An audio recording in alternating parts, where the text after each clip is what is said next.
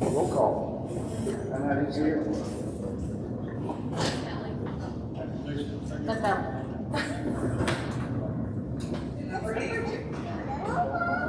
Yeah, just to see if you're here, like you say. Here. Okay, that works. Mr. Bowman. Here. Mr. Diesel. Here. Mr. Blau. Here. Pledge the flag, please. To the flag of the United States of America, to the republic for which it stands, one nation, under God, indivisible, with liberty and justice for all. Thank you. Entertain a motion for the minutes of the last meeting. Second. Second. All those in favor, please say aye. Aye. Opposed? Thank you. Okay, visitors and communication. Anybody would like to address council? Please step up to the microphone, state your name and address, and what you'd like to talk about. Joan Ferris, 66 Bernie Lane, Fort Thomas. Two things. One is going to be shorter than I've ever spoken ever, and that is at 2:30 this afternoon I sent an email to Joe Ewald with a number of questions, 6, 7, 8 questions. I went out, came back at 6 o'clock. Every question was answered succinctly, clearly. I was as pleased as could be. So kudos to him. I don't know that it was one that needed research, but the fact is, I needed the answers, and he gave me the answers, and I can't have any other complaints in that. So that's my easy one. The other one is still easy.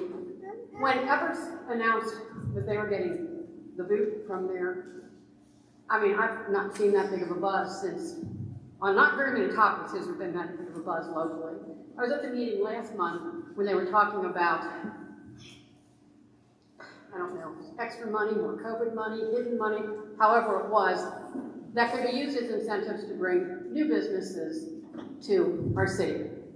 So much of the clamor on Facebook was, Fort Thomas could use you, Fort Thomas could use you.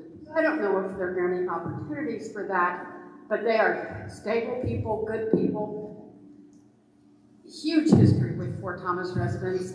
So my suggestion is if we have an outreach for this new money that they're going to be getting instant, which I sort of disagree with that part because I know how many businesses have struggled and some have closed and they didn't get it. Wouldn't they have been happy to have gotten it?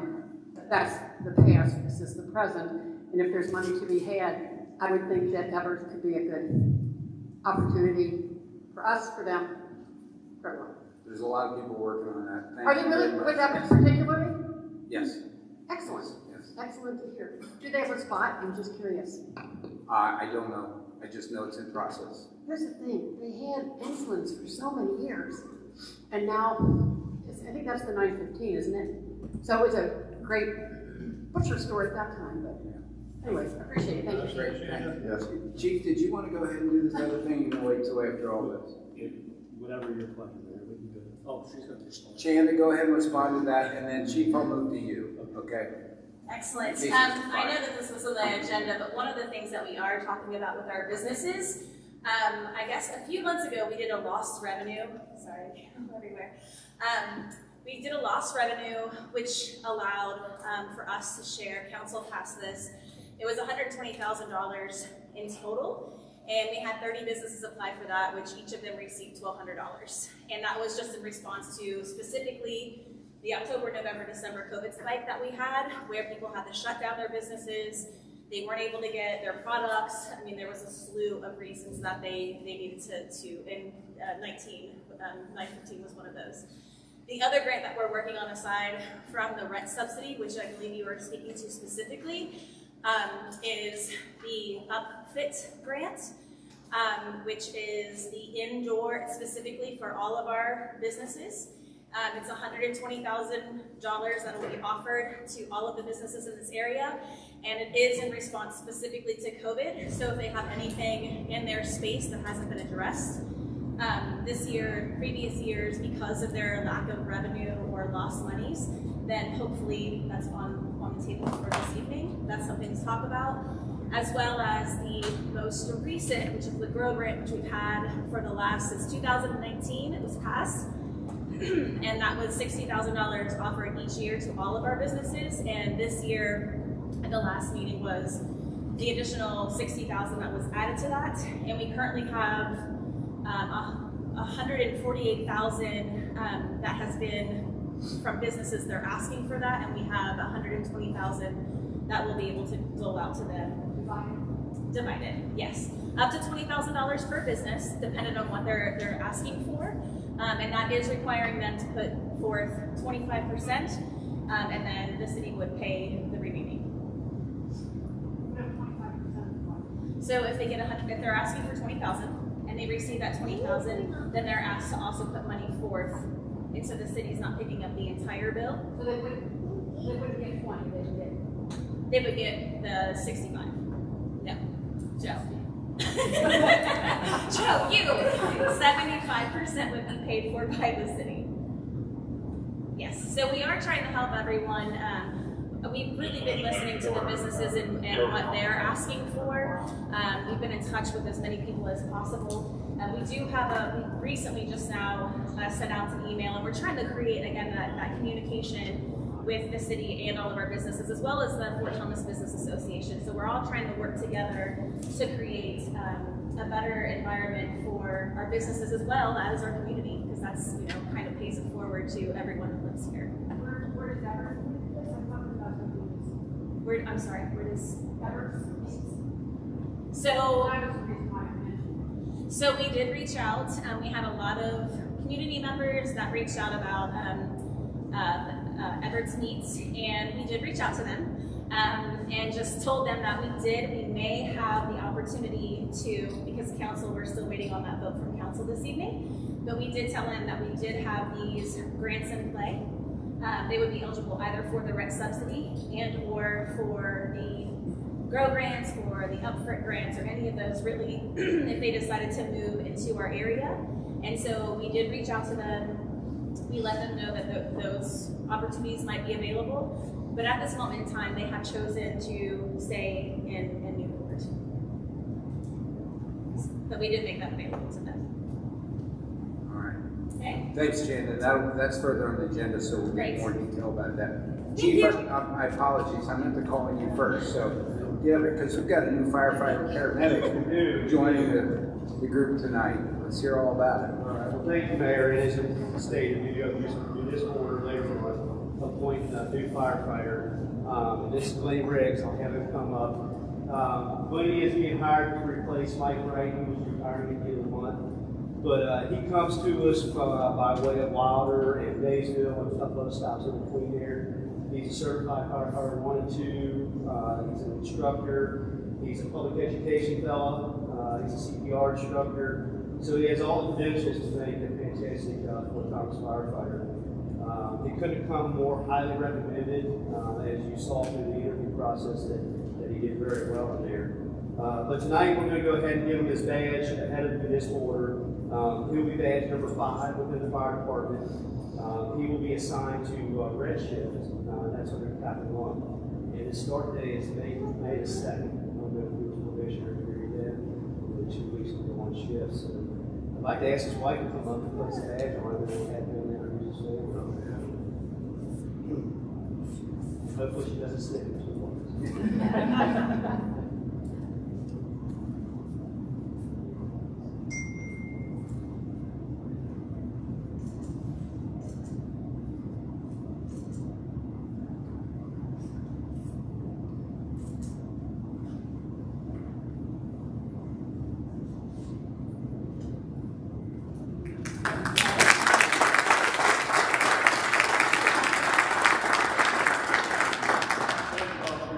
That's my wife Chloe and our daughters Bexley and Briley. We're 5 and 2. Normally they're a whole lot more comfortable than I do when I got on track. Because I don't think you all will be here all night listening. But I do thank you all for this opportunity. This community is one of those that has looked up to from the experience that I have in Kentucky now. And just as I was telling them tonight, my wife and I know when we came up here, this community, everyone loves being out, they love being a part of it. She was talking about tonight, all the people running. I said every time I come into this community, someone's running, jogging, walking their dog, something. I said, it's somewhere that everyone always likes to be. And again, I thank you for this opportunity, and I can't wait to see what you do. Great. Thank you very much. Congratulations and welcome to Fort Thomas. Thank you.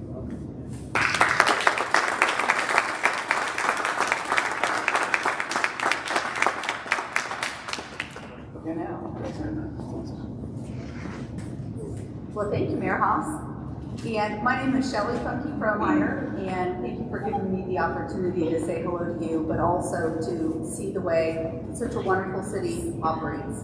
I'm running for Senate District 24, and that is Campbell County, but it's also Pendleton County, Bracken County, now 3 voting precincts in Covington. What I'm very focused on as a financial advisor in my day job is some of what you all do so well, recognizing that the financial health and infrastructure really makes families stronger. My husband grew up here in Fort Thomas. Rich is here with me tonight, but we've been walking door to door quite a bit in Fort Thomas, and you all should be so proud. Just the compliments that we have gotten from so many people in the community. That's what I'm running for Senate. Families are stronger when we can get out there and be active. You bring on great people into your fire and into your police, but the income tax is one that if we can look into that, I'm going to jump into Frankfurt and provide my financial background, but recognizing the pension and the retention for our police officers and our firemen, as well as our teachers, really need a priority action item. And you all, if we can keep decisions local, you're doing a great job. You don't need us to over-legislate in Frankfurt. So I am the party of limited government, and I like to go into office with that in mind and keep the finances front and center. So Shelley Funky Frohmeyer, you probably already know May 17th is the time that I would love for you to get out there and be sure to vote for me. And I did share a little bit about my history with you, so you know, if you have any questions, I will be hanging out afterwards, and then I'll be happy to share my cell phone and my email address, because we'd love to visit with you personally. Thank you. Thank you.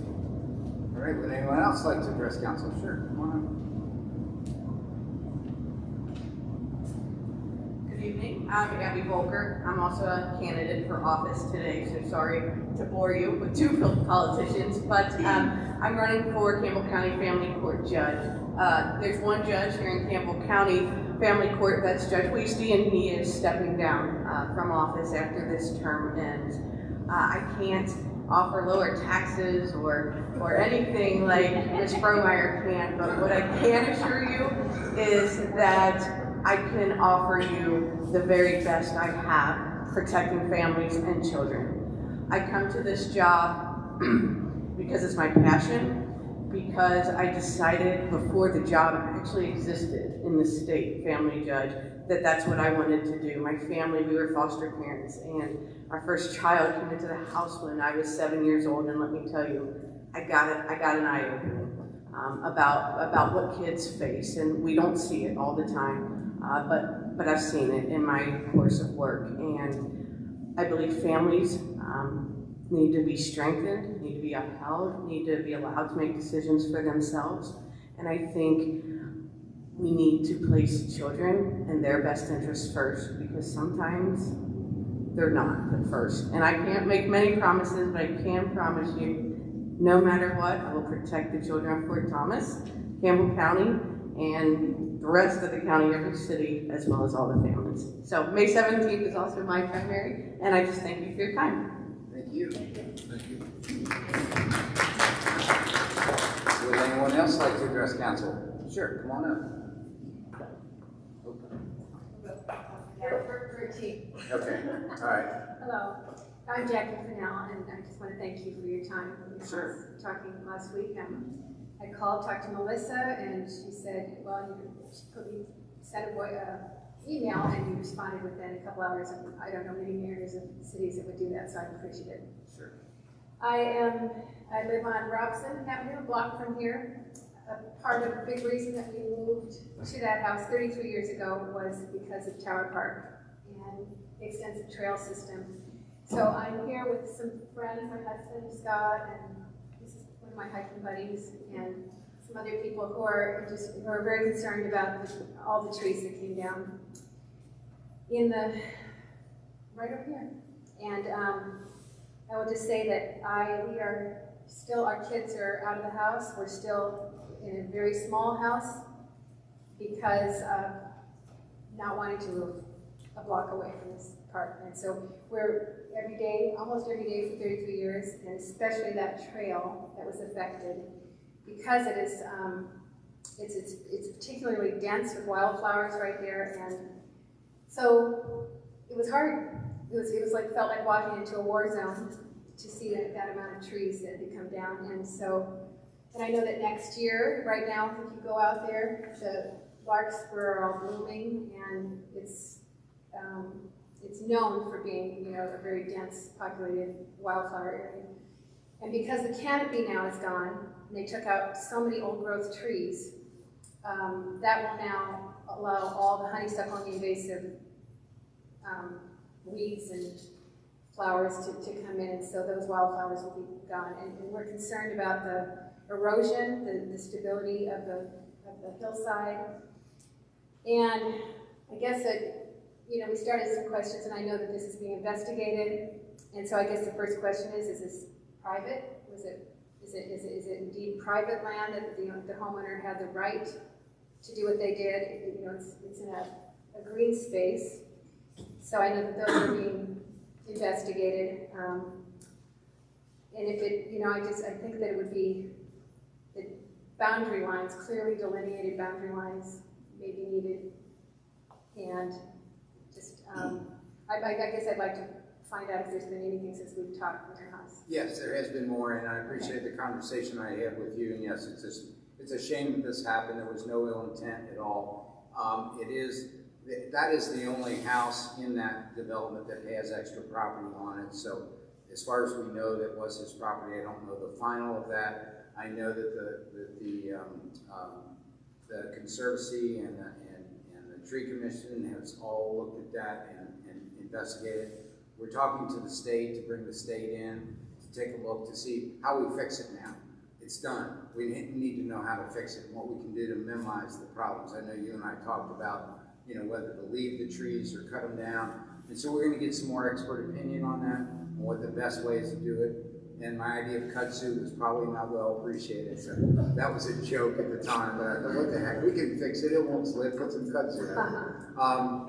Yeah, and I can tell you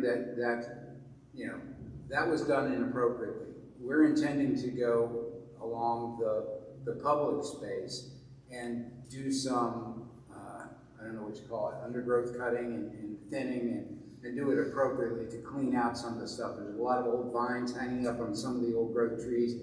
Clear those out, the honeysuckle, and do some other things and do some native grasses and things down there, whatever.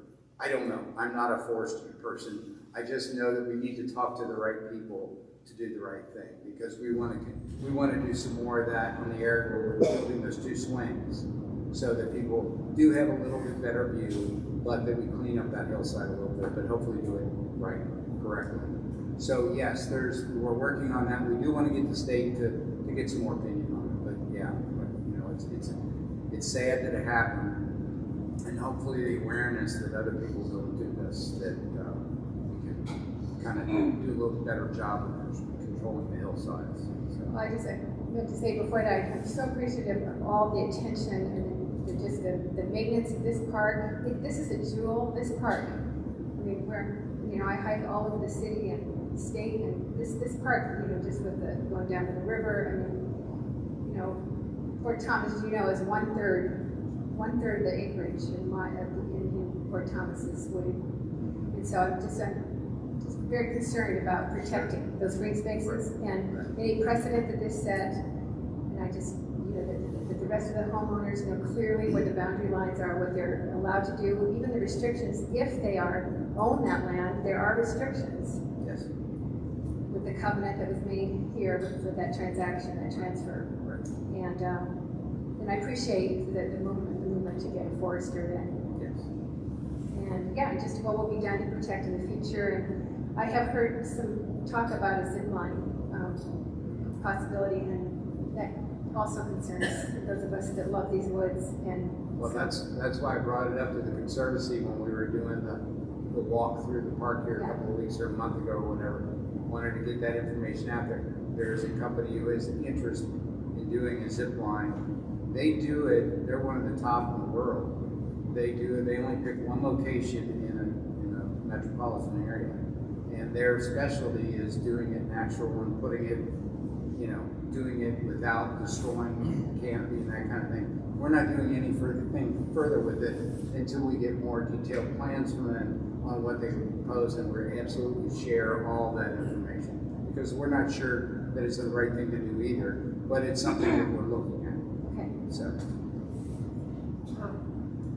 Thank you, and I just share the sentiments of Jackie. My name is Chris Smith. I live on the north end of town, and I just kind of want to echo what she has to say. I also feel like there needs to be some kind of paid position within the city that is responsible for, hey, we are managing this green space and we are protecting it at all costs. I'm so tired of seeing all of the trees just, not just over here, but all through town, just chopped down for more development. And we're pretty packed in here, and I think we would all agree that part of the great things about our city are the old trees. And so to see that constantly being chipped away at and chipped away, it's just very sad to see. And if we don't stop now, it's going to be gone. And the fact that someone said that this was, I don't know, an accident, or I'm not quite sure how it was, but this was, I just find that hard to believe. For somebody that's up at the trails almost daily, Jackie has, and at what point did they come in and do this? And it just seems very selfish and very intentional. And I just think that we have to put a stop to all of the trees being cut down and all of the hills being chipped away at the development below Fort Thomas. I just would love to see, I feel like a sizable donation needs to be made to the Forest Conservancy.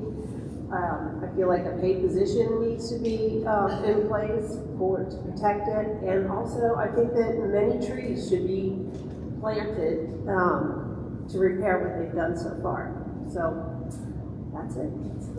Can I ask Rob or Eric, do we know what, I haven't seen what happened back here. I'm hearing about it, that there were a lot of trees taken down to enhance the view for the property owner back there, but do we know about the property lines? Did he go outside of his property lines? And that's real. He did not go outside of his property line, so it was all private property. All the way down to the trail was private property? I believe so. Far from no crossing the line. And, you know, the trails are there, they exist within Tower Park. And in some instances, they actually go on to some private properties. And sometimes there's permission granted on those. For example, over here, the tree trail is on the owner's property. Trails on the end or on the private property. My understanding is that it wasn't clear cut that there were lots of, most of the park has been surveyed, and it's not. Talking to some other people on this conservancy, there was maybe this is not so clear about what the boundary lines are. The property was surveyed on that particular area. Oh, yeah. Yeah, that was all federal property when we were able to get the VA homes over to the city, and it was just one big chunk of property, so it had all been subdivided by the lots. And the city acquired a lot more property that we added to the park, and just basically gave that one particular house on the end is so big and had that nice knoll, they got more property than the other. So then if that's determined, then I guess the question is, where does the stipulations from the covenant come in about protecting the green space? Even within, I know there's other parts of the covenant, not I can't give you details of that. I'm not sure about that aspect of it, but, we do have a tree commission. They are responsible to help with all development that happens in the city. And, sometimes things happen. And again, I don't think there was any ill intent on this at all. But we are investigating, and like I said, when we chatted the other day, I thought it'd be good for you to come just to get awareness out there so people realize, can we really do this? Do we need to ask somebody? Let's look at it to make sure we can protect this much. And there are trees. There was a lot of times the tree commission will say that tree needs to come down because it gets diseased or dead and it's dangerous. And I know there's even trees in the park that we hate to lose, but sometimes we have to. So. Can we provide them some assurance about the zip line? I would hope is dead in the water, since there's a conservation easement there, and they're not on board with the idea. No, it's not dead yet. We haven't gotten anything back from that company. But knowing what we know at this stage, wouldn't we want to tell the GO8 company, don't waste your time? Honestly, Ken, we haven't even talked to them since then. So yeah, I'll look into that. I'm not really sure what the I mean, there's a conservation easement, and they're not on board. And so, I mean, it seems like we could just stick a fork in it and move on. Well, I realize you're against it, and I appreciate that, and it might be everybody in this room is against it, but we have to go through the process. They expressed an interest in coming here. At least I think we should give them an opportunity to present what they would do, and then see if it fits the things, because we don't have any plans from them at all. They just expressed an interest in the location. So yes, I don't know that it will go anywhere at all, but if they want to make a presentation to us about what they would do, I think it's worth at least looking at. Can I ask one more thing? I'm just wondering how many of city council have seen it. Seen what? No, the trees are down. I haven't seen it. Seen the trees down, like physically going down to look at it, not just pictures. Mayor, have you seen it? Oh, sure. Okay, so I'm just also wondering, is there going to be a point where city council will say, we have to stop the development in our city? That's kind of an arbitrary statement. No, like I said, we have a tree commission, there are development rules and assignments. We have a staff person that's responsible for reviewing any plan that comes to the city for development, and all that takes place. This is a unique situation, and again, I'm sorry that I don't think that it is a unique situation, because I think it happened on the north end of town as well. Off of Covert Run, they cleared out way more trees than they needed to clear when they were putting up a house. And from my understanding, the homeowner did not want all of those trees cleared, and they went in and cleared twice as many that they needed to. I'm sorry, I don't know anything about that at all. I just know that there are situations in place with the tree commission and with developers that they have to abide by those regulations that we have. So the regulations are there. Whether they're being followed consistently, that I can't tell you. So I'm just wondering, at what percent are we going to stop? Are we going to, when we get to, we only have 10% trees in this area, when we have like 5% trees? Okay, I'll jump in a little bit if you don't mind. I mean, I don't know that you can assign a percentage. I can only share the history before Tom is, the tree commission was formed in the late 80s. And the mayor is referring to the tree commission. They're volunteers that look at, they do tree planting programs, they work with individual streets and communities to do replanting. The city sponsors those, the city funds those in part. Those members are volunteers, they review development plans. I mean, we were sued over a development plan and over the idea that we were requiring them to replant trees. So if an individual owns a lot and they hire a builder and they cut more trees off, an individual lot, the property owner has a right to deal with the trees on their lot. The city has one lot, cannot regulate that through the tree commission. That was a conscious decision by council at the time, that the city would not regulate trees on individual lots with individual property owners. It's a property owner's right. Now, in that case that you just described, if they had a builder, they had full control over how many trees were taken off of their lot. So it's kind of a dichotomy of they didn't want that many trees, but the trees were removed by a contractor that they hired. So those circumstances can happen. I can tell you that the city of Fort Thomas with Hillside Development Controls with the tree commission has been a tradition, very conscious of tree removals throughout the community. And I wouldn't agree with the characterization that the city or this council doesn't care about trees or that the regulations are not strong enough that way. You can always change what they are. I know at the time we worked with the Cincinnati Hillside Trust, there were a lot of provisions put into place about development on hillsides in addition to the trees. Our tree ordinance requires developers on multiple lots for commercial development to inventory trees of a certain size, and then they have to designate the ones that are removed as part of the construction, and there's a replanting requirement that goes with that as well. And then comes in and ensures that they're following those regulations. Who does that? Staff, at the staff level. The staff, at the We city. have individuals assigned that work with our tree commission. Yes. So there are paid staff members that are paid to monitor what's going on with that. All right, thank you all very much. Thank you. Would anyone else like, yes ma'am, come on up.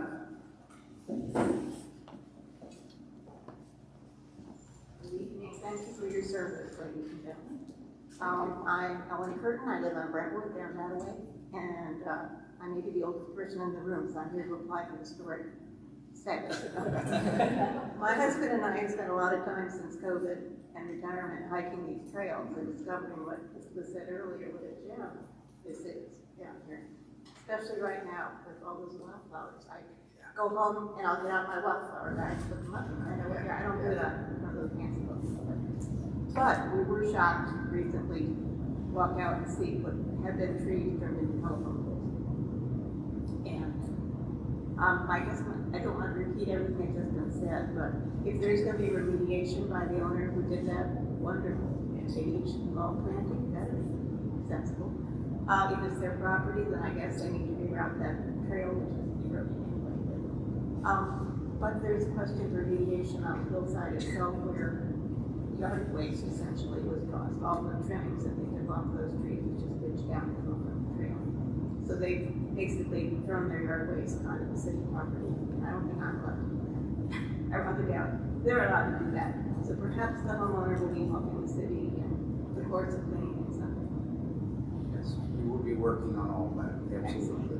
Excellent. Thank you. When we figure out the, Polish that gem up again. yes, we will. Thank you. Thank you. Would anyone else like to address council? All right, now we'll move ahead with our meeting. We're to the reports of boards, committees, and commissions. No, I'm sorry.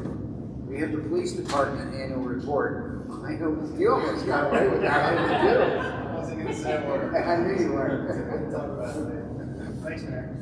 On our annual report, there's just a couple things I'd like to talk about. As you know, 2021 was a very busy year for us in terms of personnel. We had 6 openings within the police department. We did interviews for new hires 3 different times last year. 2 of our retirements last year were lieutenants, so that triggered 4 promotions. By the time the year ended, we had hired 6 of the great police officers and promoted 4 of the great leaders. So I appreciate the time that everyone put in, especially the public safety committee, and the accommodations that we had to make with the back room there in the back of the mess hall. Lagging the cigar smoke, but other than that, welcome to the kitchen, get to the back room, the interview was pretty cool. We made it work, so thank you for your help with that. In the midst of a year where we had a lot of turnover, we continued our full-time SRO position. Officer Zach Wolford started, I believe he's finishing his 4th year as our full-time SRO, beginning to start his 5th year in the fall. Zach covers all 5 public schools, both parochial schools, and was often requested to come speak at several of our preschools as well. Zach's doing a great job, and we're very happy with the activity that we have there. In addition to the special need position of SRO, we have 2 full-time detectives. They spent much of 2021 working on identity thefts, scams, and thefts from unlocked vehicles. Throughout the year, they do provide quite a bit of information in terms of public safety. We have several links on our police tab on our website on what to do and what not to do in terms of scams, internet safety, and anything that you want to find, you should be able to find it there. If not, we can get you resources. How to keep your kids safe, how to stay safe on the internet, and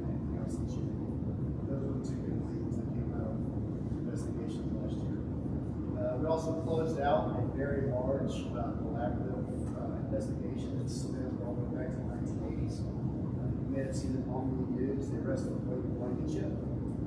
William Blankenship has been charged with several counts of burglary and assaults of women in their homes. The assault came to light in late 2020 through new advances in DNA technology and looking to leak up certain cases. We had 2 officers who were working on this case on Cincinnati police and several other detectives in local Kentucky.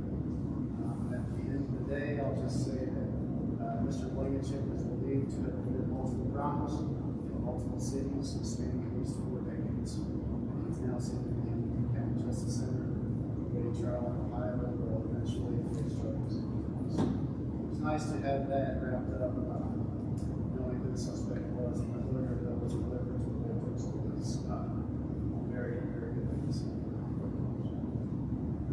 Further on in that annual report, we talked a little bit about total CAD numbers for the year.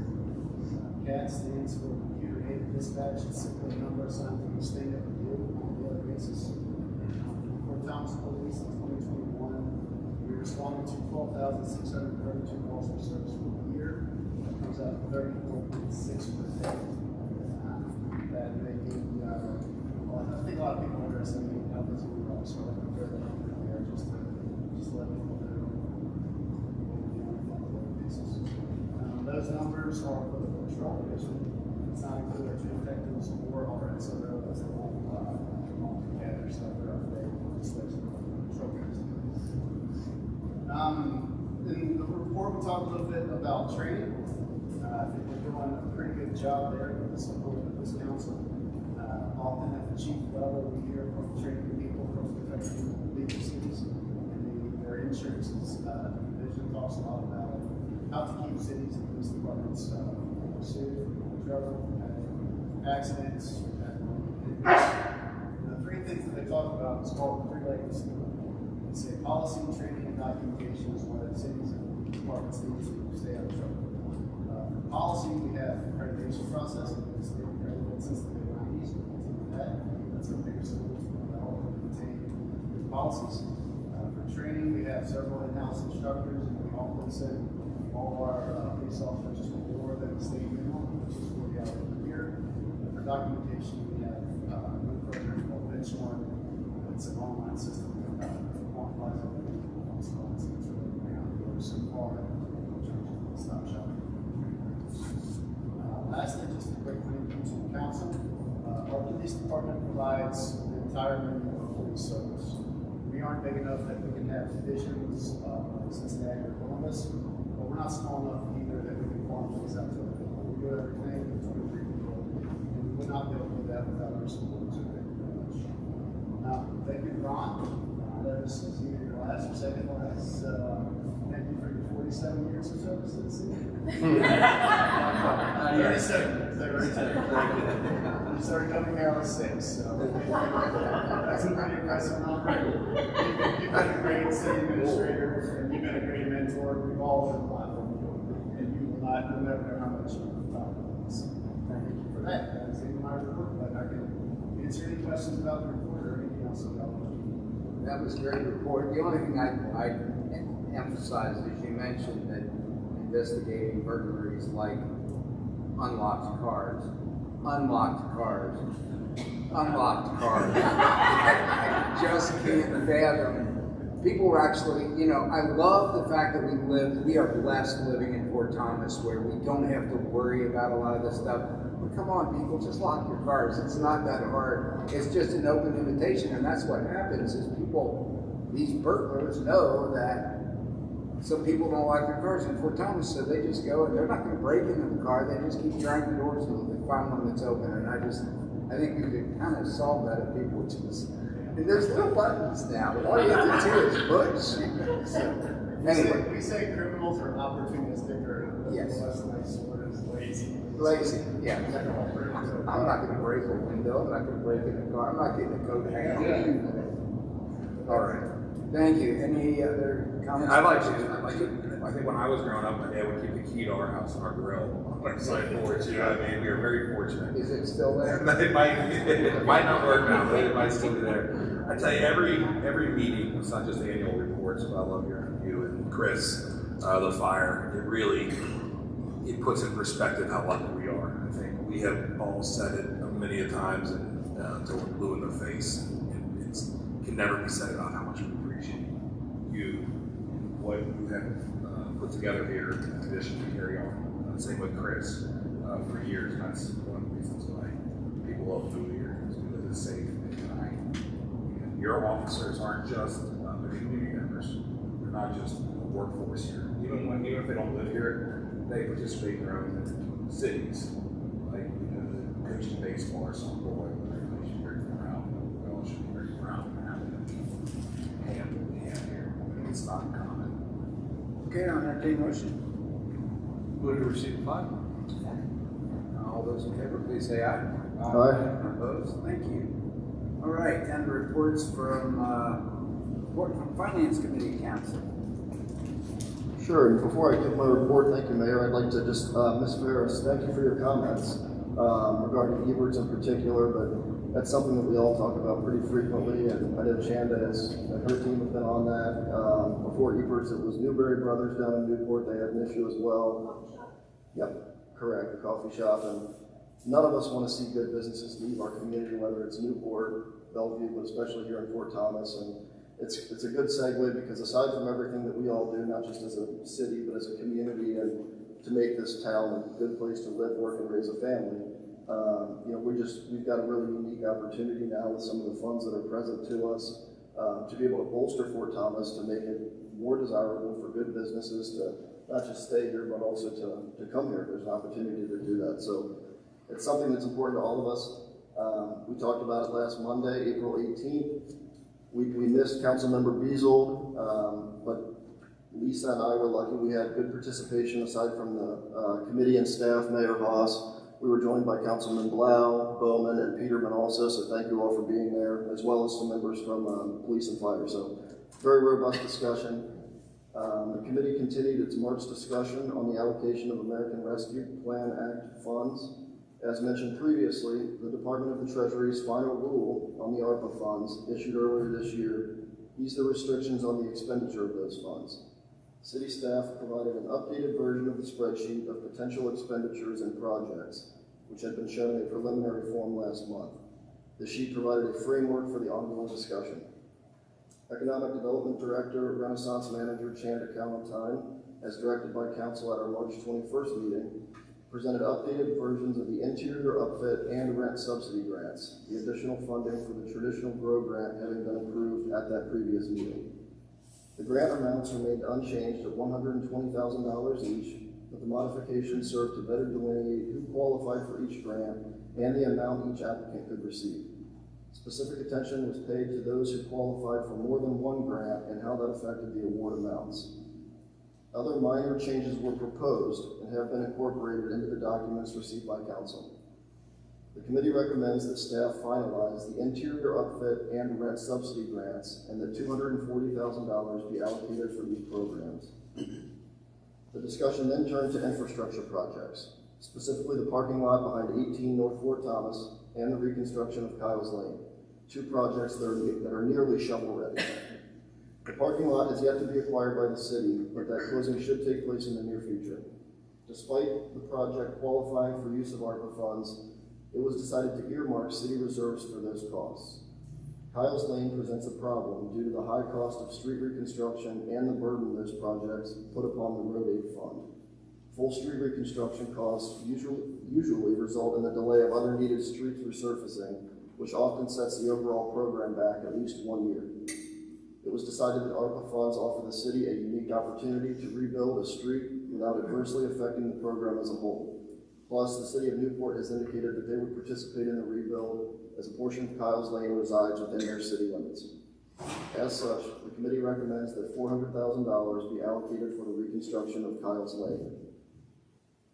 Other infrastructure projects, including Carlisle Park and the repair or replacement of the Rossford Avenue Bridge, were left on the spreadsheet and set aside for further discussions when additional costs and specifics are available. Lastly, with representatives from the city's public safety departments in attendance, the group discussed premium pay for city employees. Director of Finance Joe Ewald presented examples of pay amounts, including required pension contributions, and indicated that those pension contributions would be increasing after July 1st. The public safety representatives then offered examples of premium pay amounts authorized and or received by employees of other Northern Kentucky cities. After a short discussion, the group decided that further research was needed before any decision could be made, and the issue was tabled until additional information is compiled. Overall, the Finance Committee has made great progress on the allocation of ARPA funds to several projects, from grants to parks to infrastructure. I recommended, and the group agreed, that the committee reconvene before our May meeting of council for further discussion. That is the end of my report. I would like to have a little discussion about this because I'm still unclear on a couple things. I'm trying to keep it short. As you guys have indicated, when we vote for this stuff, we're just voting for the committee report that come out of committee and not the allocation of actual funds. Is that correct? The first vote would be for acceptance of the report. Okay. And then if council chooses to hold it for a specific vote, then it could be discussed on the council floor and acted upon or tabled in future conversation. So when we vote to accept this report, does that allocate the $240,000? Because I'm for some of this and not for some of this, and I just want to understand. So that there's $240,000 for grants. The first action would just be to accept the report as presented. Okay. Which is essentially the recap of what happened. And then when do we actually vote on the allocation of funds? Recommended that they move forward so council could take it up for consideration tonight. So no funds are being enacted from this itself. So because earlier when Chanda was saying that she was waiting for council tonight to vote on this so she can activate grant funds. So if council chooses to act on it, yes. So what we're doing right now is just accepting this report, and then if something else comes. I know you're smiling here because you're driving me crazy. I'm just trying to understand this. That's all. I'm just asking questions.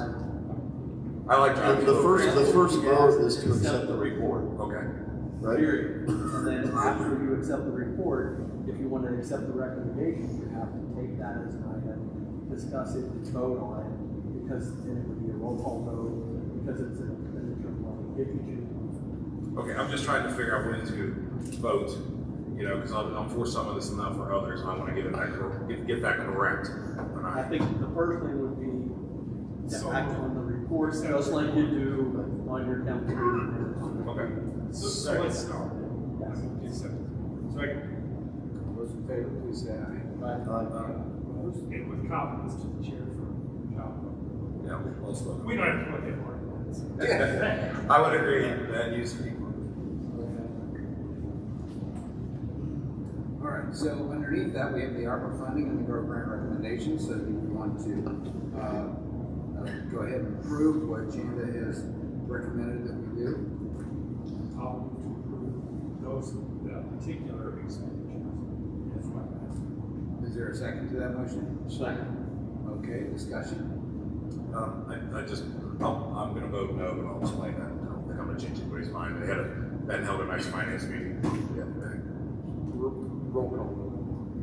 Yeah, roll call, please. Ms. Nelly? Mr. Henry? Aye. Mr. Griffin? Aye. Mr. Weasel? Aye. Now, explain my vote. I'm going to vote no on this. I just believe at some point we have to be more conservative with the taxpayer dollars on where they go. I believe that these grants are artificial, and I believe that when they run out, where will we be then? Will we have to give more money to these businesses? I think that the GROW grant, I do like the GROW grant, it's a facade grant, but inside someone's personal building or someone's business, this only benefits the building owner. And why wouldn't they just simply lower the rent if they wanted that person that bad for 2 years versus making money? So I just believe these are artificial, and although I love to see people come in here, I just don't know when enough is enough when it comes to our dollars. I guess I'll explain my vote too. And compliment the staff actually for a job well done. Putting together a grant program like this is not simple as some of them done is when I started my career with the state government funding, and they really did a good job putting this together pretty quickly. These, and, these are ARPA funds, so they're not local taxpayer money. And as far as finance theory, this money's not being put into a program that will require ongoing funding in the future.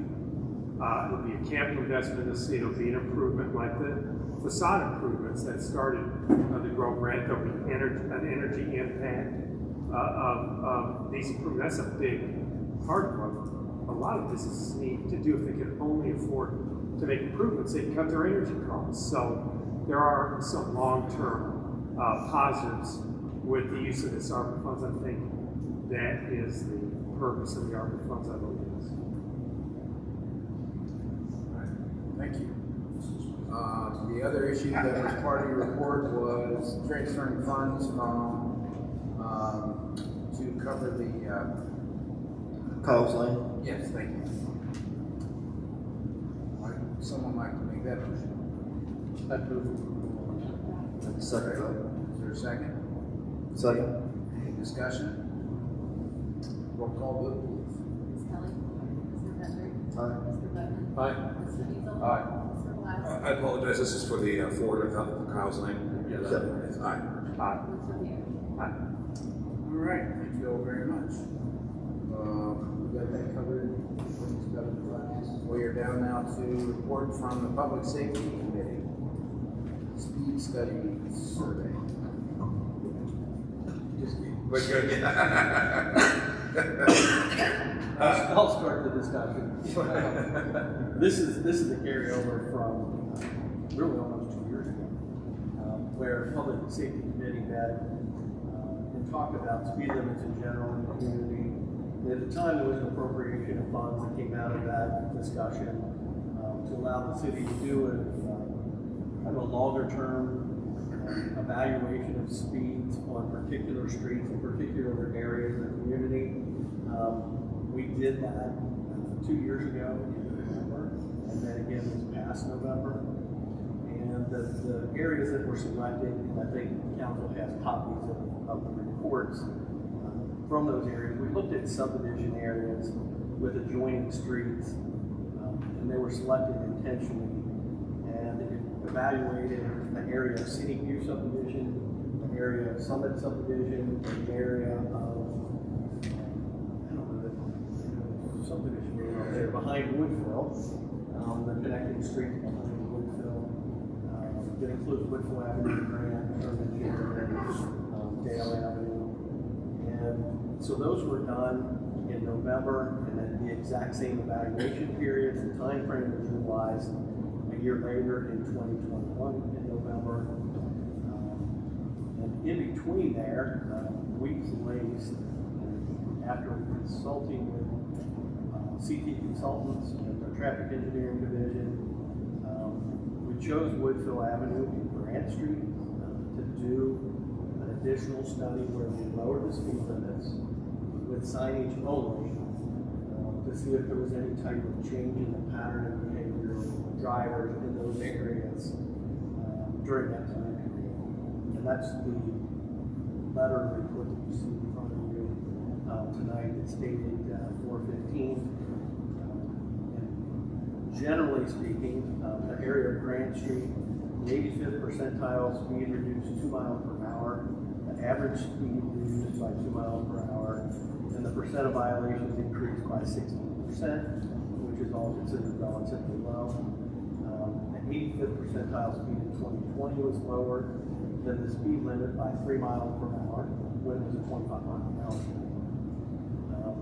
Would led to a relatively low increase in violations when reducing the speed limit by 5 miles per hour, which is more the 2 miles per hour less than the 85%. Now that sounds confusing, but it's really not. So what basically occurred there is the speed limits were changed by 5 miles per hour. By doing so, the average speed to the 85th percentile, the variation was about 2 miles per hour. The increase in the violators would come from the fact that some people were speeding over that 25 mile an hour versus over over a 20-mile-an-hour speed limit versus a 25-mile-an-hour speed limit. And they go further to Woodville Avenue, the 85th percentile increased by 1 mile per hour, the average speed reduced by 1 mile per hour, and the percentage of violations increased by 43%, which is significant. The 85th percentile speed in 2021 was only 1 mile per hour lower than the speed limit. Makes sense that lowering the speed limit would lend to more significant increase in violations. Again, the same ratio. And so based on that, it did provide sufficient evidence that just reducing the speed limit by 5 miles per hour would have an impactful change on reducing speeds on local subdivision streets.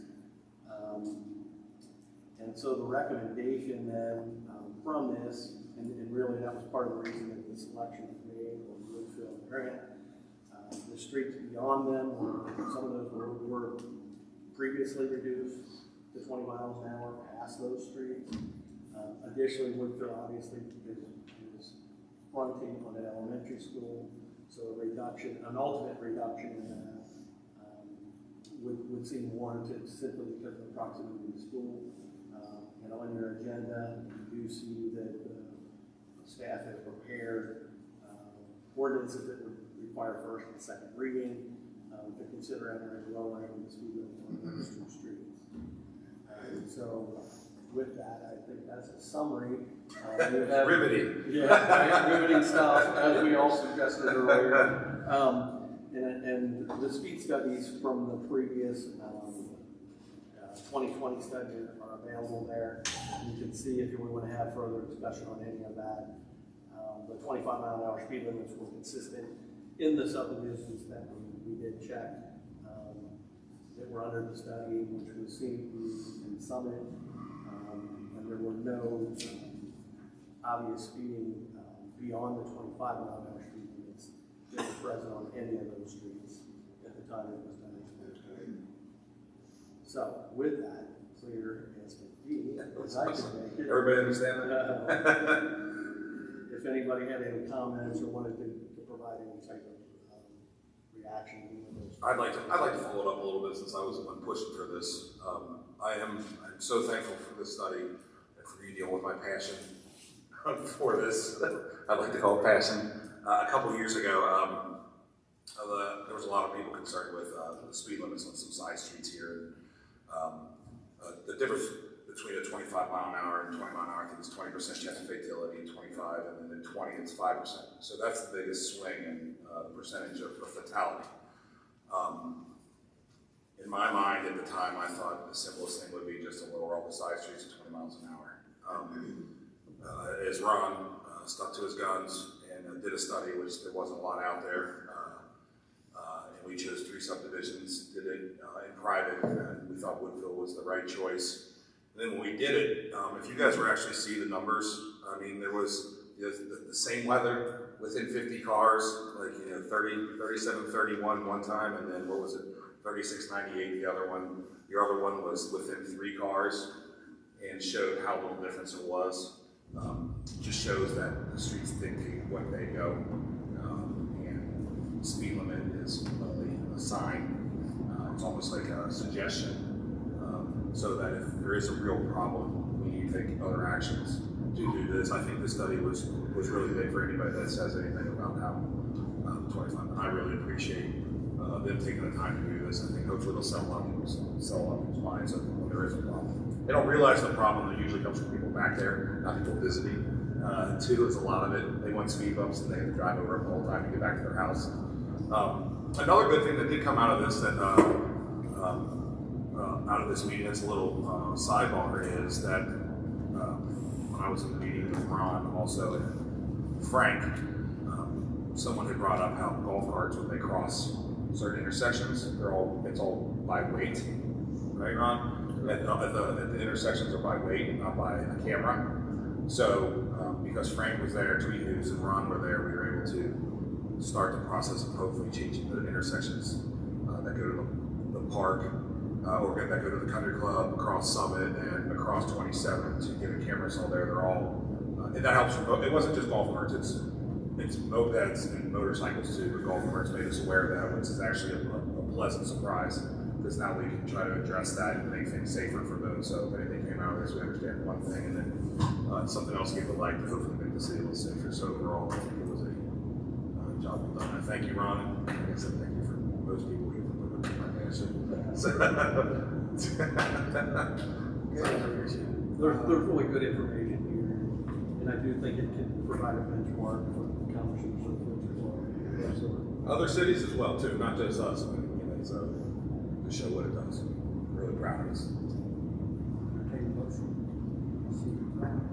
Move to receive file. Yes.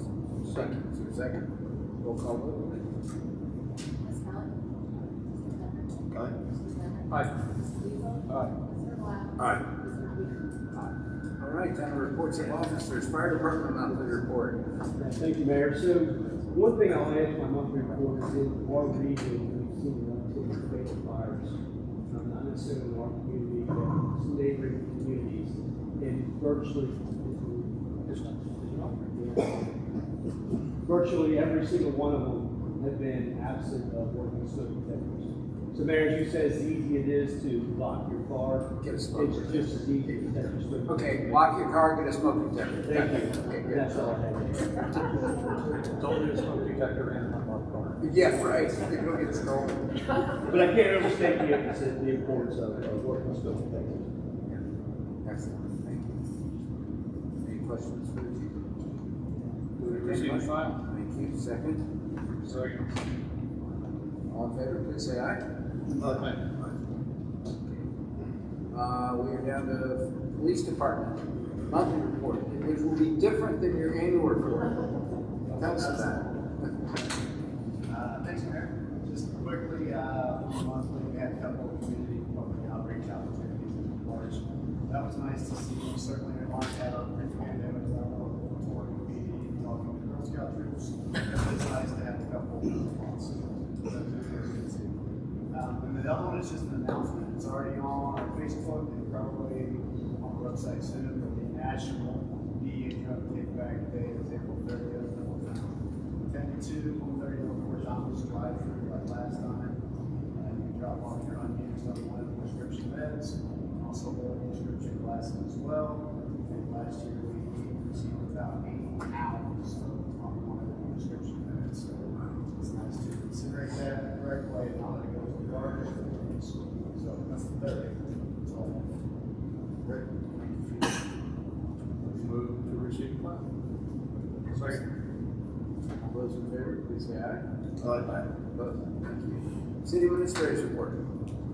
Okay, I have just a few items to update, and I usually start with the city building, and I wish I had great news to report, but I am afraid I don't.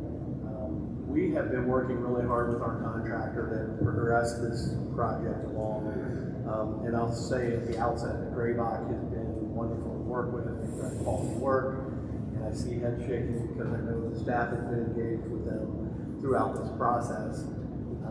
But we are faced with what a lot of the areas are faced with, and that's supply chain. And I was really hoping to have this project completed before I was completely retired from the city. And I'm sad to report that that's probably not really going to happen. So, the good news is it's progressing in most areas. And I'll just share that there's an item of concern in the supply line. And it's very, very critical. It's a critical path item, and it has to do with the gearbox for the electric.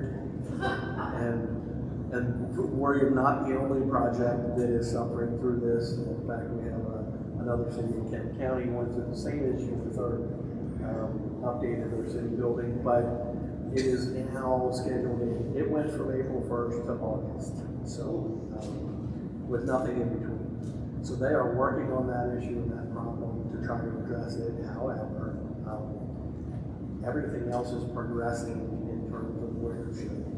The weather's about ready to break. There's not a lot of work on the outside. If you can buy the building, there's still cleaning and staining of the exterior on the front. Almost all the windows, I think with the exception of the curtain wall in the back is in, with the exception of the door and the stairs coming off the back parking lot. All the entry points are completed. Inside, they are starting on finish work. The tile was delivered last week. So we'll be doing tile in the restrooms, the ceiling grids in the office spaces. So everything is moving as we would hope, with the exception really of the electric issue. So we'll keep you posted on that. I have an orange extension cord. I think the police and fire are tired of orange extension. Yeah, cords. And the fire department, I know, frown on those tremendously. And I will add, the good news is we have determined that the temporary electric will support, and this is important as well, the air conditioning of the spaces, both from police and fire, who are on premises, and also to finish the building. You can't do ceiling tile and certain finish work unless the temperature is corrected. So they'll be progressing on everything else. I'll be retired and eligible to go out of prison from the pension system and everything else to go to a grand opening sometime after I'm retired, I presume. So moving on to other topics, Wilbur's Lane is under construction. If you recall, that was a deferral from last year with adjustments to utilities. So if you've been by Wilbur's Lane, and the folks on Wilbur's Lane, thank you for your patience. That's a total rebuild. You just heard reference to Kyle's Lane, which would be a similar effort. Half of that street is literally gone, and they're scheduled to do asphalt base work in there hopefully later this week. So that project's still another probably 8 weeks or so, probably longer than that actually, because of the type of weather we had this time of year. So they'll tear out the second half and get through that project as quickly as they can. Mayor referenced the swings in the back. They're under construction with our crews doing those. And then also Tower Park Shelter Restroom, which you can almost see from here, has been initiated construction, and Graybach is helping us project manage that in my absence, and they are unfortunately in supply chain issues with that as well. And it's just amazing to experience that if you're not in the construction world right now. But masonry and so forth, and you could be 6-8 months put out after you make selections. So they'll do the best they can, and we'll bring it online as quickly as we can. And lastly, you can see, I feel like I'm just pointing in every direction. The flags out here represent the walkway that will be placed by city crews. It will become part of our farmers market and our events that we hold in Town Park. And those will be poured weather permitting soon, before we get to farmers market season outside. So I believe that's all I had to report on, unless anybody had anything else they needed to hear from me. Great, thank you. We're down, we have no old business, down to new business. Consideration of CPD city building landscape bids.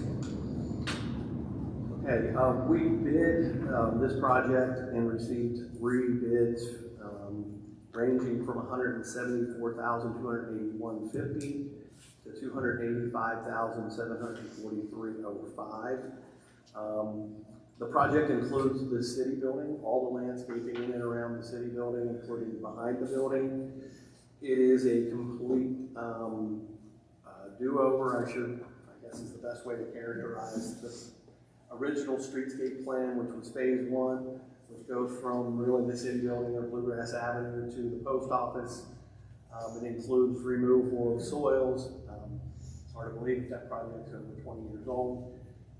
And the plantings have unfortunately shown the age and wear of being in a streetscape adjacent to snow removal and all the other activities that take place through there. So it's a total refresh of that. And the third portion of that is some landscaping on Hagedorn Lane behind the town center, which is an alternate bid that's being mostly privately funded. And we added it into our bid process. So the total low bid was $174,281.50. And I believe all those supplies are available for planting. So that's good. Staff recommends approval of the low bid. Just one quick question on that. There was a big difference between the 2 bids, and are they pretty much apples to apples? Did we spec plants? It was apple trees to apple trees. Is it apple trees? Because it's landscape, yeah. Yeah, and actually, just some industry notes, and we have to be very diligent on the type of soil that they provide because it's very specific. So the contract matches what we had specified. And I think additionally, the high bid, it had some taxes in there that really it's tax exempt. It affected it by $16,000 something. But yeah, it's a fairly wide disparity, but I can tell you sometimes it just comes down to how busy they are and whether they have enough work and what they want to fit their schedule. Do you think it would be the same finished product from either? Yeah, I think so. All right, would you like a motion on that? Yes. I move to approve the recommendation. Is there a second? Any discussion? Roll call vote, please. Ms. Kelly? Mr. Penry? Aye. Mr. Bowman? Aye. Mr. Beazle? Aye. Mr. Blau? Aye. Mr. Peterman? Aye. All right, now down to consideration of the 2022 street resurfacing bids. We also bid that publicly, open bids on March 23rd. Also received 3 bids on this project. They range from $467,141.10 to $579,525. The low bidder was Eaton Asphalt. That represents the $467,141.10 bid. It is a little bit, although not significantly at all, higher than our engineer's estimate. And as you might suspect, petroleum costs are a factor in that volatile market with asphalt. These are all asphalt street resurfacing. And so we do have, again, 3 competitive bids. We worked with all 3 contractors. Eaton is our low bid, and staff recommends that we move forward with the program with it. I'll move to approve the recommendation. Is there a second? Second. Roll call vote, please. Ms. Kelly? Mr. Penry? Aye. Mr. Bowman? Aye. Mr. Beazle? Aye. Mr. Blau? Aye. Mr. Peterman? Ron, one quick question. I think this is the first time that's happened where our engineer's estimates came in under where the actual cost is.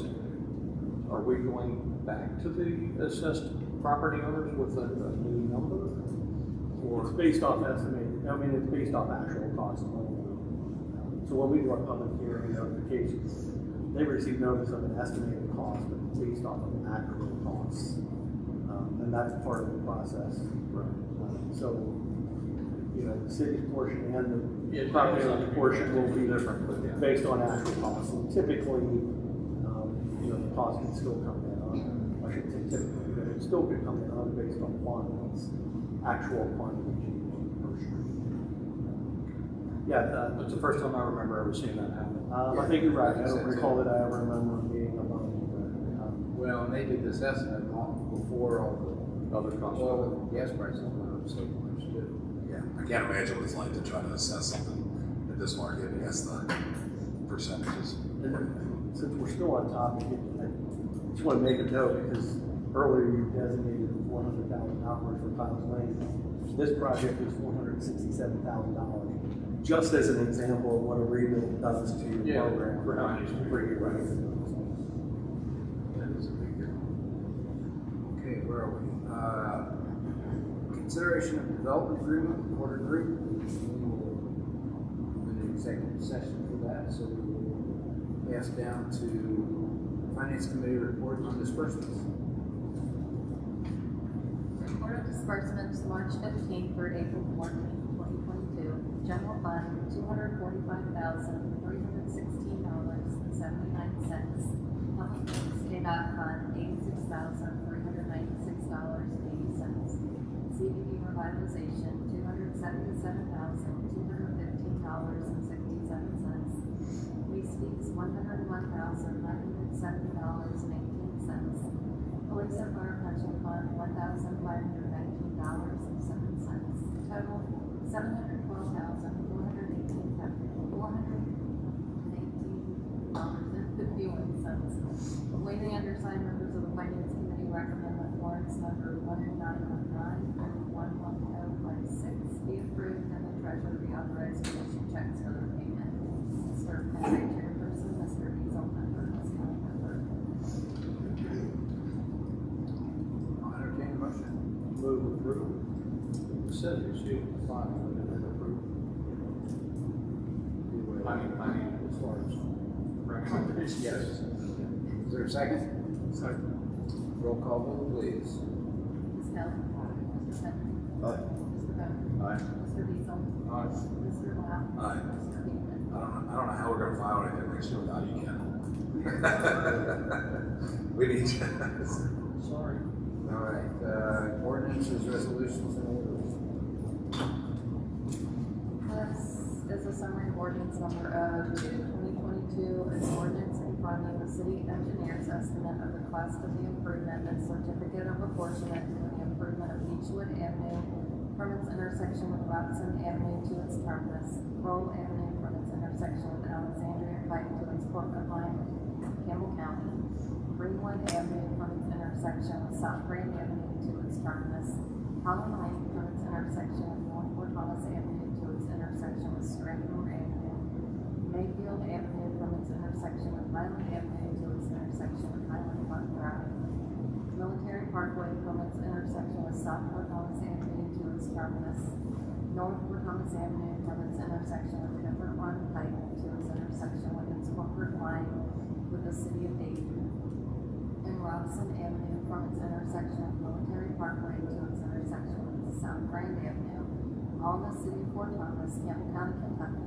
and all in accordance with the plans and specifications thereto, is submitted by the city engineer and is approved by the board of council, approving and levying a special assessment against the abutting property owners, and providing for its payment, directing the city clerk to publish an abstract of this ordinance, directing the city treasurer to prepare and distribute the assessment bills, requiring all abutting property owners to pay the improvement assessment.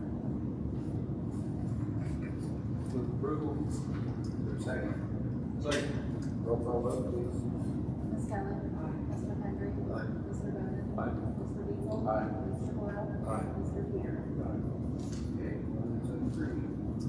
Ordinance Bill of 2022, an ordinance amending section 75, schedule 3 of the city of Fort Thomas Code of Ordinances by setting the speed limit for Grant Street and Woodville Avenue. That's the first reading, so we'll have that again next month. Municipal orders. Municipal order MS6 2022, a municipal order reappointing Mike Rice as a member of the Fort Thomas Street Commission for the city of Fort Thomas, Campbell County, Kentucky, and setting his term of office. So moved. Those in favor, please say aye. Aye. Municipal order MS7 2022, and a municipal order appointing Glennie Riggs Jr. as a probationary firefighter paramedic grade 3B for the city of Fort Thomas, Campbell County, Kentucky, Fire Department, and fixing his compensation for the fiscal year. Approved. Second. Second. All those in favor, please say aye. Aye.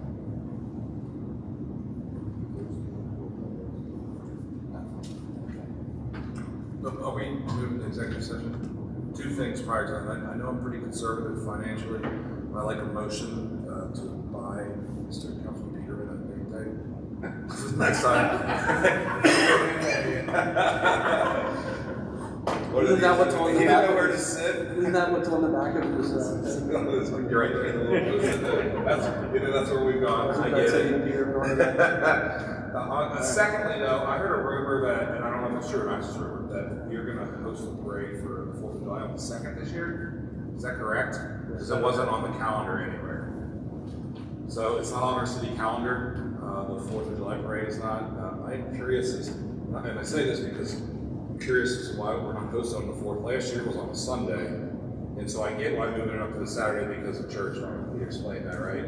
So this year I assumed it was going to be on the 4th. I'm actually going overseas for 2 weeks and not leaving until the 5th because I thought the parade was going to be on the 4th, so now I have to move my tickets to get 2 extra days where I'm already off. Boo-hoo, I know. Well, then we better rearrange our schedule. Well, then listen, and before I get it, trust me, I'm with you on this. But the second thing is I talked to another person who's running for council, I knows I'm on the 2nd. He's going to be out on the country too, and he had rearranged to come back on the 3rd so he could be in the parade on the 4th. So he's not going to rearrange again, so he's already spent money. So I think it's important that we either establish an ordinance on when we're gonna have this every year, because if it's not in the calendar, and we're just now discussing this in April and nobody knew, it's gonna be in July, whether it's Halloween or this, it really is important, and our responsibility to let people know when the parade's gonna be prior to 3 months out. I mean, so how do we wanna go about this? Because I personally, I'm a holiday guy, I like the holidays on holidays. I understand the Sunday moving to Saturday, but should we create something so everybody knows exactly what this is? Not unlike Halloween. I haven't been here 47 years, Chief. Yeah. But 37. It does vary. I mean, council sets when Halloween is year to year. For a while, we did the 4th of July every time on a Saturday, either before or after. And a lot of feedback that we've had is the fact that the fireworks are after dark, and the kids have to be up late and so forth. And so the days.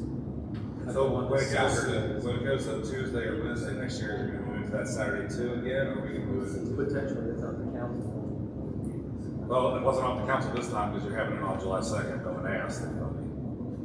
So, should we make a decision? So I can speak to this. It has been on the calendar, and it's been out, like Sam posted a thing, it's been on the app for a really, really long time. And it's because we had to make a decision, because we had to put bids out for fireworks.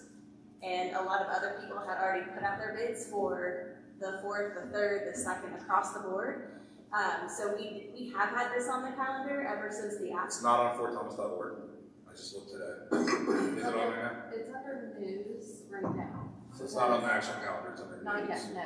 So it's not on there. Secondly, I appreciate all this, and I'm understanding this, I get it, but it doesn't, you just said it's council's decision. We didn't make that decision. Well, I think they work with the committee. The We committee work comes with and the reports committee. every year. Yes, the But committee the that has Y- been there, Linda Sloan is part of it, John's part of it, it's been the, The like, the YMC committee that has been. does the right. race, and they have to have. I get all that. Standard, Okay, and all those things. time out. It's done for this year. In Yes. 2023, July 4th is a Tuesday. What day would you like to do 2023? We'll make the decision right now. I think we should send it to committee for an ordinance that make sure it's the same every year. I don't think we should be debating this. No, let's just make a decision for 23 now. We can debate that later. Well, you said that people have to be involved in the decision, is that right? The YMCA sponsors the race. There's a committee that does the parade. They have to get the timer. We typically bid the fireworks right after the first of the year, and give them the date of what date they're bidding. Yeah, I apologize, I come off brash sometimes. I'm just really trying, this is obviously, people need to know their holidays are based around, especially when it makes for a long weekend. So I'm all about the 4th being on the 4th. I get Sunday to Saturday because of church. But I like the 4th to be on the 4th. Yes, it was holiday. Isn't the 4th the only holiday that isn't floating? Like with. No, Halloween's the same way. Halloween is No, floating. I'm not talking about Fort Thomas. I mean, we don't get mail on the 4th of July, no matter what day of the week it is. The banks are closed on the 4th of July. They're not closed on the Monday near the 4th, or on the closest day of the weekend of the 4th. The 4th of July is where the country is built on. I mean, to float it around to me, now I'm not on Halloween, and I'm just one person. It is to see every tradition or country you road day by day, week by week, year by year. It's frightening to a person like me. 4th of July. It's not kind of 4th of July. It's 4th of July. Thanksgiving floats, sure. But 4th of July. I agree. I think you are right. I'm one vote. Pardon? I think it is correct. I know that. I mean, It's the 4th of July, they have fireworks, they had parade on the 4th, they have fireworks on Saturday. I can only share the feedback that we've had through the years, and I'm not discounting anybody's input at all. I can tell you from this end, we get just as much feedback saying, we like to have our families at our house on the 4th of July. It's a tradition, and we'd rather go to the park on the weekend when we have time, and the kids are out, and we don't have to take them home after dark on a weeknight or whatever, because we all have to get up and go to work the next day, et cetera, et cetera. There's a million different reasons why. For a period of time, I can tell you that we had it on Saturdays all the time. We run into different issues on different days. They still pick up garbage on the 4th of July, and the garbage route is on the route of the race and the parade. And so we deal with that issue on certain days in certain years if it's on the 4th. I'm not I'm not saying it should be either or whatever. So the decision just has to be made, and then we have to stick with it for year to year. Or if you want to make it the same every year, make it on a Saturday or make it on the 4th. I don't really know that there's a great answer. I guarantee you'll get just as much input no matter what you do, just like you do on Halloween. So don't do it on Halloween during the week. Don't do it after dark. Do it on the Sunday before. We've lived through all of these things repeatedly through the years. And that, I guarantee, will not change. Yeah, I lost a battle on the Halloween thing in all those years on council. I'm still for doing it on the Sunday thing. But regardless of that, we just went through this exercise of having done a survey to confirm what really would work. It is a problem. People do need to know. That's a very important holiday. I mean, is there any way to just ask to get some input, do some sort of survey? I mean, I would want to just do it just based on. But a survey with just that question without the details like Ron was just providing about other conflicts that could be, I mean, you'd have to have really spell out all the pros and cons, I guess, of each option of delayed. Well, no, you just check the box, right? You would, I mean, what were the options? So it's Saturday or the actual date of the two. I don't know if there are any others, not on a Sunday. You know, you could just have a choice. But that would be an uninformed choice. I mean, because they wouldn't have all the information that goes into the decision making behind the scenes that has happened so far. It would just be their personal preference. Right. But I mean, Wouldn't it be just it's always on the 4th, or it may vary based on the city council votes on that year? At least you would know what would be floating, and those reasons for the float would that's be. what I'm saying. You can't just ask a preference actual 4th or on the Saturday before the 4th because people wouldn't know the ramifications of their vote. I would, but the fact is, I'm not saying it's Saturday before or Saturday after. Always on the 4th, which is in your heart or not in your heart. Or it varies every year, and you won't know until the decision is made. If somebody can't get fireworks, or people are going to be out of town, which is me. I can't validate not doing well before. And as far as my age, as far as Halloween photos, it's always at night. Until Osteo Lansky was his name, and he was strangling women in Cincinnati, and the whole area. Of course, all this was in like 1967, maybe 68. I think it was 67. Nobody think of Halloween at night. We went to the afternoon. And ever since that, it's like, he's kind of been long gone. I think Halloween's nice to have to make sure that the majority of cities around here are on the same date. So not to flood the city, you know what I mean? Which I think most of them around here have them on Halloween. So I think that's more of an issue with that one. I mean, as far as the 4th of July, I'm for a 4th being on the 4th.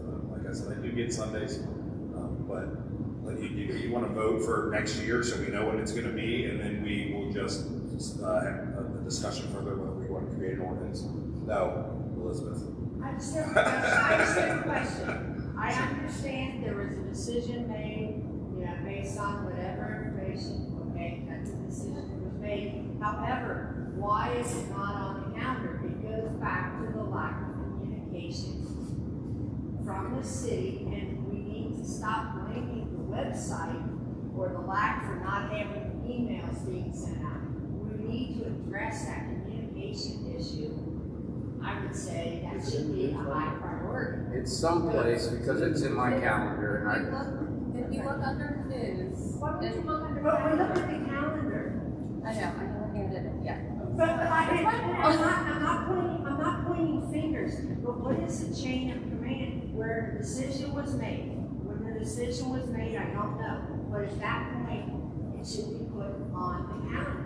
The decision was not made by council, and we're told it was I supposed don't know to that we need to take any action tonight, but we're all aware of the shortcomings and it is being worked on, and so hopefully things will get better as far as communication. Are we waiting for the website for it to be worked on, or we I don't know. need interim? 1967 when you were whatever it was.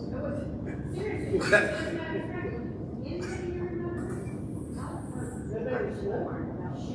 she said she was the only one that thinks she heard the building make it. But it was a big deal because I still picture his hands on the front of the paper. And they changed it for safety reasons. Again, that was 1967. So do we just want to send this to a committee to figure it out so we can move on? Like, I guess we I like can- the license. You can send it to committee, I mean. If we're a permanent fixture, I mean, because I mean, it's a year and 3 months away, so maybe we get a permanent. This year it's on the second, and there's a lot of factors that go into making that decision. So if you wanna make that decision ahead of time and do it year to year, it's certainly counting for I personally want to enforce, I think this involves a long discussion. Yeah, it probably needs to be made well in advance. It's like the school spring break. People really need to know that. And again, I don't know the traditions of that. We work with the Y. There's a committee that does that. There's always been a committee. The people that do the parade, they work with the YMCA. They have to get the timers. It gets bid out. And cities have them at different times. Some of them have one Saturday, some of them have the day of, some of them have the day before. Independence has theirs at a different day. I don't know. Just live by. Maybe it's as simple as. Let's do this. We have it on July 2nd for 2022. 2023, the 4th of July is on a Tuesday. I would recommend that we come to a consensus on what day we want to do it on in 2023.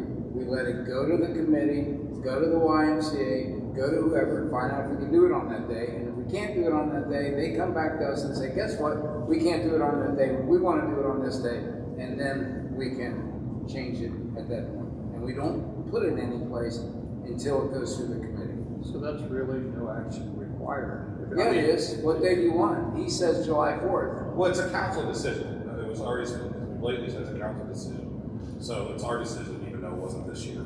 So what do we want to do for next year? With all due respect, I have no idea. I want to think about it and talk to people about it.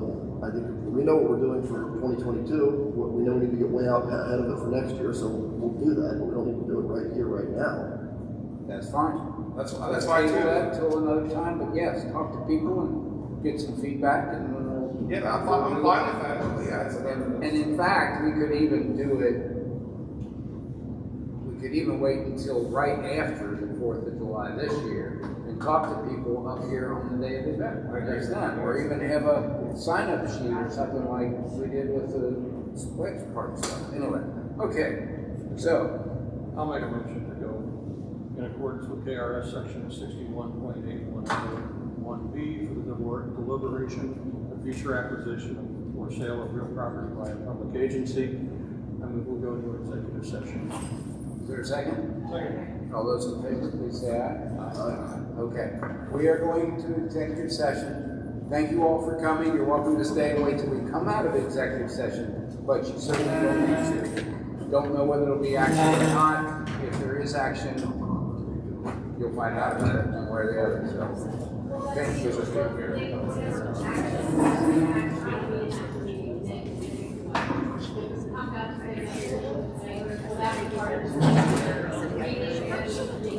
Thank you. No, we appreciate it. There's no action.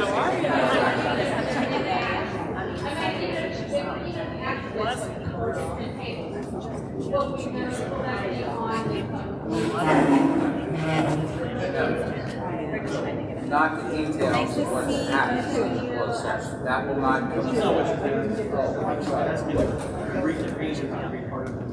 Oh, yeah.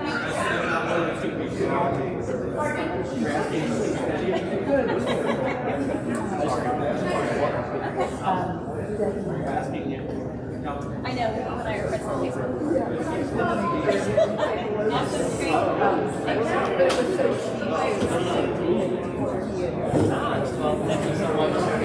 They had lunch today, I know, yeah, they had a long lunch, I know.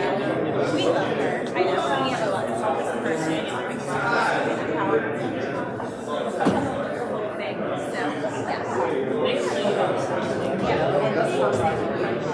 Oh, good.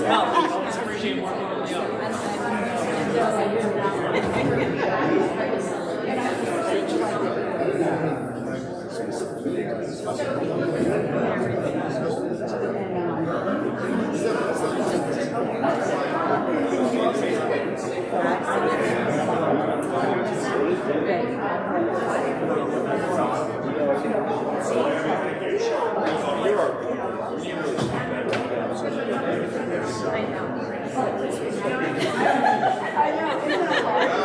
really is. I just got here.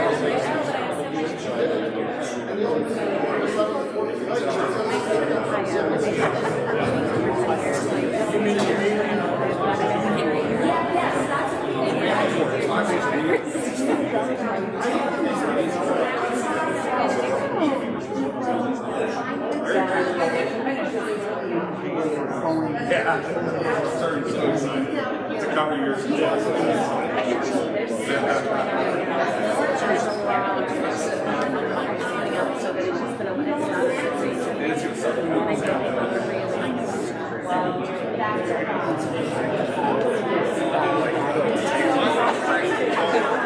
The camera off. That's what he says every time. It's been a